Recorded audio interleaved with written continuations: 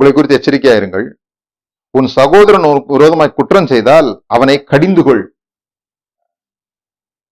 முதல்ல உங்களுக்கு விரோதமா ஒருத்தர் செஞ்சிட்டாங்கன்னு தெரியுது இல்ல, கடிந்து கொள்ளலாம் போய் திட்டுறது இல்ல, முதல்ல அவங்களுக்கு அறிவிக்கணும். இப்போ நீங்க ஒருத்தர் உங்க காலை மிதிக்கிறாரு, நீங்க அட்ஜஸ்ட் பண்ணி நிக்கிறீங்க, அவர் மிதிச்சுக்கிட்டே இருக்கிறார். நீங்க அவருக்கு அறிவிக்கணும், எப்ப நீ என் காலை மிதிச்சிட்டு இருக்கேன்னு சொல்லிட்டு. அப்பாதான் அவர் சொல்லுவார், ஐயோ தெரியாம மிதிச்சிட்டேன் அப்படிம்பாரு. நீங்க என்ன நினைச்சிட்டு இருக்கீங்க, வேணும்ட்டே மிதிக்கிறாரு அப்படின்னு நினைச்சிட்டு இருக்கீங்க. அவர் தெரியாம மிதிச்சிட்டு இருக்கிறாரு. அவருக்கு ஏதோ சாஃப்டா கிடைச்சிருக்குது, நல்லா இருக்குதுன்னு மிதிச்சிட்டு இருக்கிறாரு. நீங்க சொன்ன பிறகும் அவர் மீச்சாதான் இங்க பிரச்சனையே தவிர, அவருக்கு அவரால் நீங்கள் புண்படுத்தப்படுகிறீர்கள் என்பதே அவருக்கு தெரியாவிட்டால் எப்படி அவர் மேல குறை சொல்ல முடியும்?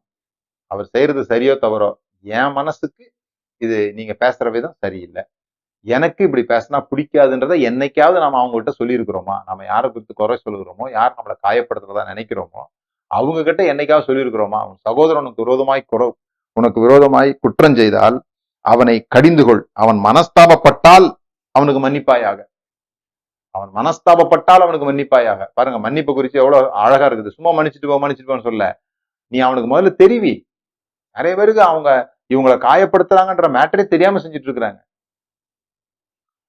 அப்ப நம்ம போய் அவங்கள்ட்ட கேட்கலாம்.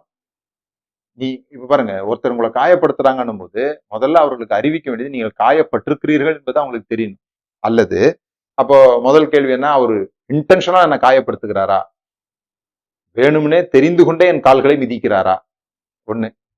ரெண்டாவது, நான் அவரை எந்த விதத்தில காயப்படுத்திருக்கிறேனா? பொதுவா இது நல்ல ஒரு கேள்வி. யாராவது உங்களை காயப்படுத்துற மாதிரி உங்களுக்கு தெரிஞ்சா, யாராவது உங்களை வந்து மோசமா நடத்துற மாதிரி உங்களுக்கு தெரிஞ்சா, நீங்க அவங்க கிட்ட கேட்க வேண்டிய முதல் கேள்வியே, நான் எப்பவாவது உங்களை காயப்படுத்திருக்கிறேனா? நான் ஏதாவது உங்களை காயப்படுத்திட்டனோ? ஏன்னா காயப்பட்டவர்கள் தான் காயப்படுத்துறாங்க. நாம அப்படி செய்ய வேண்டிய அவசியம் இல்லை. ஆனா உலகத்துல அப்படிதான் நடந்து கொண்டிருக்குது. யார் காயப்படுறாங்களோ அவங்க தான் காயப்படுத்துறாங்க. அப்ப நம்ம அவங்கள்ட்ட கேட்கலாம், நான் உங்களை எதை விதத்துல காயப்படுத்திட்டேன்னா அப்படி கேட்கலாம். அப்ப அவங்க கேட்பாங்க, ஏன் அப்படி கேட்கறீங்க? இல்லையே. இல்ல, நீங்க இப்ப நடந்துகிட்ட விதம் என்னை காயப்படுத்துற மாதிரி இருந்தது.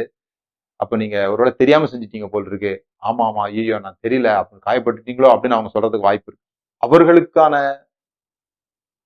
வாய்ப்பை நம்ம கொடுக்கணும்.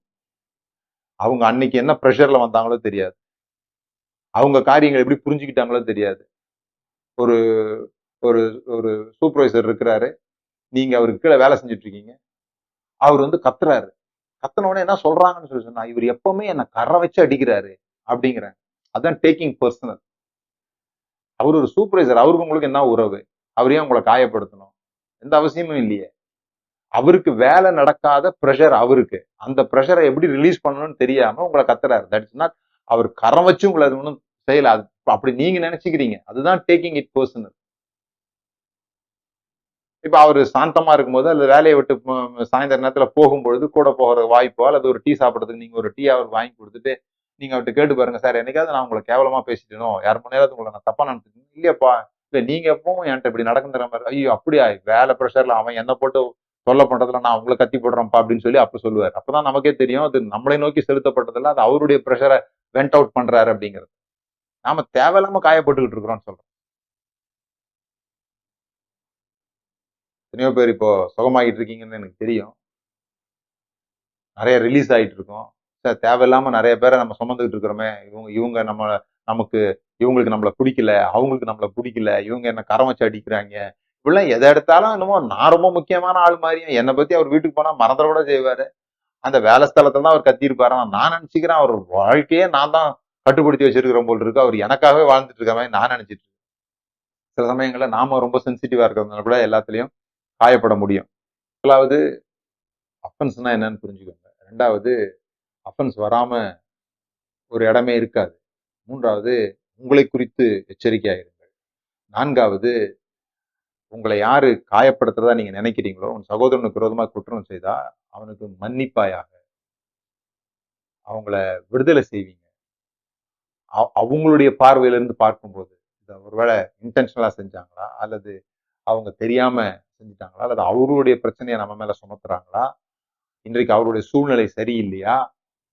இதெல்லாம் நம்ம புரிந்து கொண்டோம் என்று சொன்னால் நம்முடைய இருதயத்துக்குள்ளாக ஒரு மகிழ்ச்சியை நாம் வைத்துக் கொள்ள முடியும். அதுதான் பரலோக ராஜ்யம். எங்கேயோ போறது இல்ல.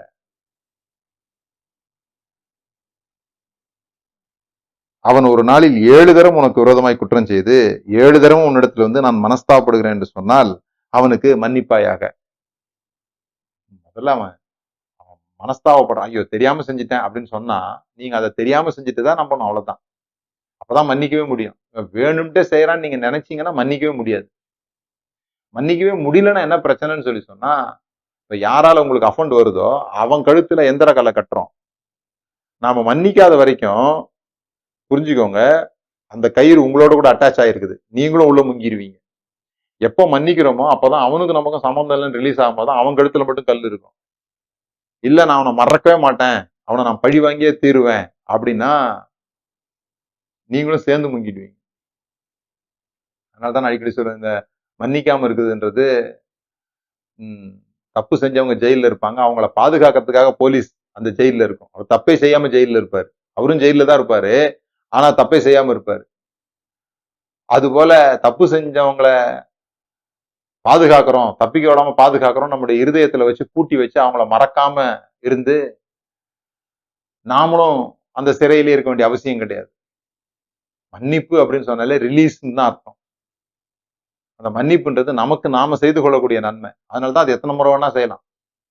அவன் மனசாவப்படுறான், அவனை ரிலீஸ் பண்ணிடணும், அவனை மன்னிக்கிறதுன்றது அவனுக்கு செய்யற நன்மை இல்லை. அவனை மன்னிக்கிறதுன்றது நாம் அவன் செய்தது சரி என்று ஒத்துக்கொள்கிறோம் என்று அர்த்தம் இல்லை. இது குறித்து மன்னிப்பு குறித்து நம்ம டீட்டெயிலா பேசலாம். ஆனா நான் இன்னைக்கு சொல்ல வர்றது என்னன்னா, அவனுக்கு தெரியாமலே அவன் செஞ்சுக்கிட்டு இருந்தானா முதல்ல அவனுக்கு சொன்னீங்களா? உன் சகோதரன் உனக்கு விரோதமாக குற்றம் செய்தால் அவனை கடிந்து கொள்.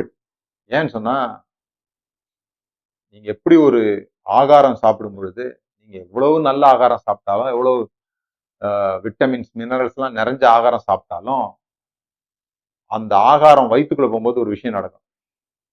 விட்டமின்ஸ் மினரல்ஸ் எல்லாம் போய் மீதி கழிவுன்னு கொஞ்சம் வெளியேறும்.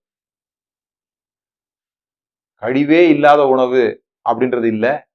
அப்படி இருந்து நீங்க எடுத்துக்கிட்டீங்கன்னா உங்களுக்கு ரொம்ப சிக்கல். நீங்க எவ்வளவு நல்ல சாப்பாடு சாப்பிட்டாலுமே அதுல கழிவுகள் இருக்குது. அப்போ உடல் நல்லா இயங்கணும்னா என்ன பண்ணணும்னு சொன்னா, சாப்பிடுறதில் உள்ள சத்துக்கள் போக மீதி உள்ள கழிவுகள் சரியாக வெளியேற வேண்டும். அப்பதான் உடல் சுத்தமா இருக்கும், அப்பதான் தலைவலிக்காது, அப்பதான் பிம்பிள்ஸ் வராது, அப்பதான் தோள்கள்ல வெடிப்புகள் உண்டாகாது. இல்லைன்னா இந்த கழிவுகள் இருந்துச்சுன்னு சொன்னா உடம்புல ஏதாவது பிரச்சனை கொடுத்துக்கிட்டே இருக்கும். சில பேருக்கு கழிவுகள் சரியா வெளியேறாது. இந்த குடல் சுத்தம் உடல் சுத்தம்னு சொல்லுவாங்க. குடலை கழுவி உடலை வளர் அப்படின்னு சொல்லுவாங்க. ஏன்னா குடல் ரொம்ப சுத்தமா இருக்கணும். குடல் ரொம்ப சுத்தமா இருந்தாதான் புத்தி தெளிவா சிந்திக்க முடியும். அதனாலதான் ஃபாஸ்டிங்லாம் எடுக்க சொல்றாங்க. ஃபாஸ்டிங்லாம் இருக்கும்போது கழிவுகள் நல்லா வெளியேறும். ஃபாஸ்டிங் இருந்தா கடவுள் ரொம்ப நேசிப்பார்னு அர்த்தம் கிடையாது. ஃபாஸ்டிங் இருந்தா புத்தி தெளிவா சிந்திக்கும், ஆண்டவர் பேசுற சத்தத்தை எல்லாம் கேட்கலாம். சில பேர் கழிவு சரியா வெளியேறாது, அது எங்கேயாவது பிச்சுக்கிட்டு வரும், அல்லது பல விதமான மோசமான எண்ணங்களை உங்களுக்கு உருவாக்கும். இந்த மாதிரி நிறைய பிரச்சனைகள் ஏற்படும். எப்படி எந்த ஒரு நல்ல ஆகாரத்திலையும் சத்தம் இருக்குது, கழிவும் இருக்குதோ, அது போல எந்த ஒரு உறவுலையும் கழிவும் இருக்குது, சத்தம் இருக்குது. எந்த ஒரு உறவுலையும் இன்பமும் இருக்குது, இடரலும் இருக்குது. இடரல் வரக்கூடாதுங்கிறதுக்காக நான் யாரோடையும் பேச மாட்டேன், யாரோடையும் பழக மாட்டேன்னா சாப்பிட மாட்டேன்ற மாதிரி அர்த்தம். எனக்கு துன்பமே தராத உறவு தான் வேணும் அப்படின்னு சொன்னா, அது நீங்க வெறும் விட்டமின் டேப்லெட் எடுத்துக்கிட்டு எனக்கு கழிவே இருக்கக்கூடாது அப்படின்ற மாதிரி. நீங்க நல்ல ஆகாரம்னு ஒண்ணு சாப்பிட்டீங்கன்னா எப்படி கழிவு வருதோ அது போல நல்ல உறவு என்று ஒன்று இருந்தால் அதுல உங்களுக்கு பிடிக்காத விஷயம், உங்களுக்கு கசப்பு தருகிற விஷயம், உங்களுக்கு கோபம் தருகிற விஷயம், உங்களுக்கு எரிச்சல் தருகிற விஷயம், உங்களுக்கு ஏமாற்றம் தருகிற விஷயம் கண்டிப்பா இருக்கும்.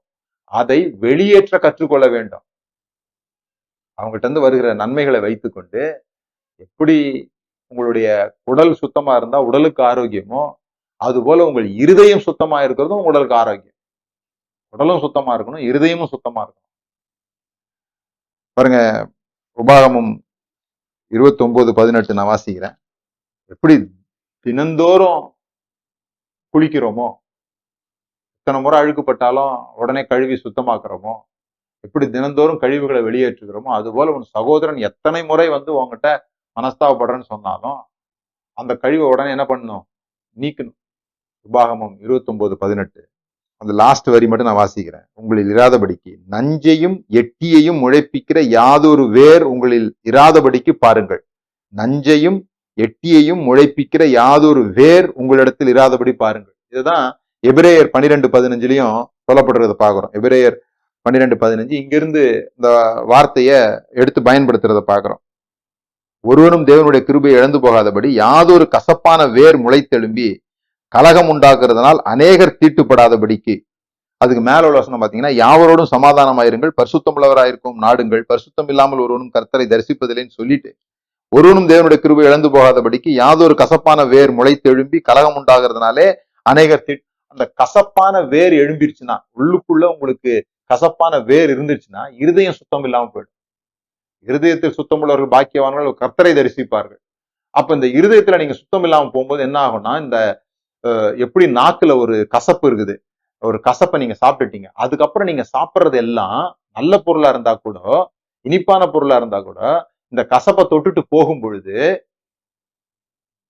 அது என்ன நடக்கும்? உள்ளுக்குள்ள போகும்போது கசப்பு மாதிரியே தெரியும் சுவை. ஏன்னா கசப்பு ஏற்கனவே நாக்குல இருக்கிறதுனால. அது போல உங்க இருதயத்துல கசப்பு இருந்ததுன்னா உள்ளுக்குள்ள இருந்து வர்றது எல்லாமே கசப்பாவே வெளியே வரும். அதை தொட்டுட்டு தொட்டுட்டு வெளியே வரும். நீங்க பாத்திருக்கீங்களா? மன்னிச்சிட்டோம்னு சொல்லுவோம். ஒரு ஆளை வந்து நான் அவரை மன்னிச்சிட்டேங்க அப்படின்லாம் சொல்லுவோம். கர்த்தாவே மன்னியும் ஆண்டவரே அப்படின்னு சொல்லிடுவோம். அல்லது யாரோ 2 பேர் வந்து உங்களை சேர்த்து வைப்பாங்க, கையெல்லாம் கொடுத்து சேர்த்து வைப்பாங்க, நீங்க ஃப்ரெண்ட்ஸா இருக்கணும் அப்படின்லாம் சொல்லிட்டு போவாங்க. அந்த மாதிரிலாம் சேர்றவங்க நீங்க பாத்தீங்கன்னா, அந்த நபரை பற்றி வேறு யாராவது நல்லா பேசுனாங்கன்னா உங்களுக்கு உங்களுக்கு உள்ளுக்குள்ள எரிச்சலா இருக்கும். வேற யாராவது நல்லா பேசுனாங்கன்னா, அல்லது நீங்க அந்த நபரை பத்தி எப்ப பேசும்போதும் நல்லவர் தான் இருந்தாலும் அப்படின்னு அவரை பத்தி ஒரு மோசமானதை சொல்லிடுவீங்க. கசப்பை தொட்டுட்டே வரும். இதுல இருந்தெல்லாம் நம்ம விடுதலை ஆகணும். அதுக்குதான் மன்னிப்பு. நம்ம எத்தனையோ முறை மன்னிக்கிறோம் அப்படின்னு சொல்லி சொன்னா, இந்த கசப்புகளை உள்ள சேமிச்சு வைக்காம அப்பப்போ வெளியேற்றுகிற ஒரு பண்பு நமக்குள்ள வந்துடணும். அப்பப்போ நம்ம கசப்புகளை வெளியேற்றிக்கிட்டே இருக்கணும். இந்த நாள்ல நான் உங்களுக்கு சொல்றது இதுதான். Have a clean stomach and have a clean heart. இந்த மன்னிப்பு அப்படிங்கிறது வந்து ஒரு உணர்ச்சி வெளிப்படுத்துகிற ஒரு விஷயம். ரொம்ப ஆழமான ஒரு காயம் இருக்கும்போது மன்னிக்கிறது வந்து சாதாரணமா இருக்காது. எப்படி யாக்கோபு ஏசாவை பார்க்கும்போது கட்டி பிடிச்சு அழுதானோ, அது ஒரு எமோஷன். அது யோசேப்பு பாருங்க, அவனை குழியில போடும்போது அவன் அழல, அவனை சட்டையை புடுங்கும் போது அவன் அழல, தப்பே செய்யாம ஜெயில போடும்போது அவன் அழல, அடிமையா விற்கப்படும் போது அழல, எங்கேயுமே அவன் அழுதான்னு போடல. ஆனா சகோதரர்களை மறுபடியும் பார்க்கும் பொழுது அந்த சீன் யோசித்து பாருங்க.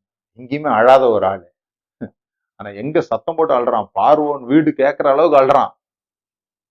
அவனுடைய அந்த அன்பு அந்த அளவுக்கு பொங்குது. அது நல்ல ஒரு நம்மலாம் எதுக்கு அழுதுட்டு இருப்போம்னா, அவங்கள பார்க்கும்போது அழமாட்டோம். அவங்கள பார்க்கும்போது நம்ம வேற மாதிரி நடந்திருப்போம். வாங்கடா, யானைக்கு ஒரு காலம் வந்தா பூனைக்கு ஒரு காலம் வரும் அப்படின்னு யோசிச்சுட்டு இருப்போம். தூக்கி போடும்போது தான் அழுதுருப்போம். அல்லது விற்கும் போது தான் அழுதுருப்போம். அல்லது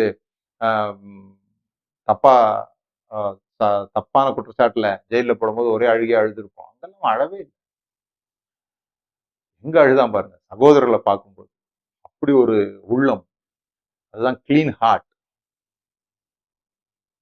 அதனாலதான் யோசேப்பு மனாசே, எப்ராயிம் என்று 2 பேரை பெத்தெடுத்தான். மனாசே அப்படின்னு சொல்லி ஏன் பேர் வச்சான்னு சொல்லி சொன்னா, என் தகப்பன் விட்டு துக்கங்களை எல்லாம் தேவன் என்னை மறக்க பண்ணினார் அப்படின்னு சொன்ன பிறகு எப்ராயிம் பிறக்கிறான். கனி கொடுக்குறான். எப்ராயிம்னா கனி கொடுக்கிறது. கனி கொடுக்கணும்னு சொல்லி சொன்னாலே உள்ளுக்குள்ள இருந்து நல்ல கனிகள் வரணும்னு சொன்னா அந்த முதல்ல அந்த வேர் கசப்பு உண்டாக்குற வேரை வந்து நீக்கணும். முதல்ல மனாசே பிறக்கணும். மனாசே அப்படின்னு சொல்லி சொன்னா எல்லா வருத்தங்களையும் தேவன் என்னை மறக்க பண்ணினார். எல்லாரையும் மன்னிச்சுட்டேன். அந்த மன்னிப்புன்றது ஒரு ப்ராசஸ். அது ஏதோ மன்னிச்சுட்டேன்னு சொல்றது இல்லை. அவங்க கிட்ட போய் பேசணும். நீங்க எனக்கு இப்படி செஞ்சது எனக்கு கஷ்டமா இருந்ததுன்னு சொல்லணும். சொன்னோடனே அவங்க சொல்லுவாங்க, ஐயோ தெரியாம நீங்க தப்பா மிஸ் அண்டர்ஸ்டாண்டிங் பண்ணிட்டீங்க. அது எல்லாமே மனஸ்தாபம் தான். மனஸ்தாபம்னா ஐயோ அப்படின்னு அழுறது கிடையாது. அவங்களுடைய விளக்கம் தான். அதை நீங்க நம்பி ஏத்துக்கணும். தெரியாம செஞ்சுட்டேன் அப்படின்னு சொன்னா நம்பி ஏத்துக்கணும். நீங்க தப்பா மிஸ் அண்டர்ஸ்டாண்டிங் பண்ணீங்கன்னா நம்பி ஏத்துக்கணும். ஆமாப்பா நான் அப்படிதான் செஞ்சேன். ஏன்னா நீ இப்படி செஞ்சேன்னு அவங்க ஒரு விளக்கம் குடுப்பாங்க. ஐயோ! நீங்க அத என்ட்ட சொல்லியிருக்கலாமே. இப்ப நான் வந்து உங்கள்ட்ட பேசுற மாரி நீங்க என்ட்ட பேசியிருக்கலாமே அப்படின்னு தான் அப்பதான் நமக்கு தோணும்.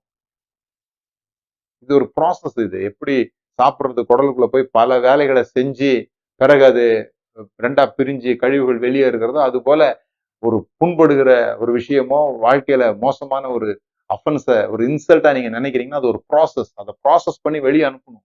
அதுக்கு தான் அவர்களோட போய் பேசணும். அவர்கள் தனிமையா இருக்கும்போது போய் பேசணும். பிறகு அவங்க அத ஒத்துக்கல அப்படின்னு சொல்லி சொன்னா 2 பேரோட சேர்ந்து போய் பேசணும். இதெல்லாம் ரொம்ப முக்கியம். தொடர்ந்து பேசுவோம். இந்த நாள் உங்களுக்கு ஆசீர்வாதமா இருந்திருக்கும். யாரெல்லாம் மன்னிக்கணும்னு நினைக்கிறீங்களோ, பெரிய லிஸ்ட் போட்டு வச்சுக்கோங்க. நீங்க உட்கார்ந்து சொல்லுங்க. நான் இவங்களெல்லாம் மன்னிக்கிறேன் அப்படின்னு சொல்லுங்க. எல்லாரையும் போய் தேடி, எல்லார்கிட்டயும் போய் நீங்க பேசிட்டு இருக்க முடியாம இருக்கலாம். ஆனா உங்கள்ல நீங்க விடுதலையா இருங்க.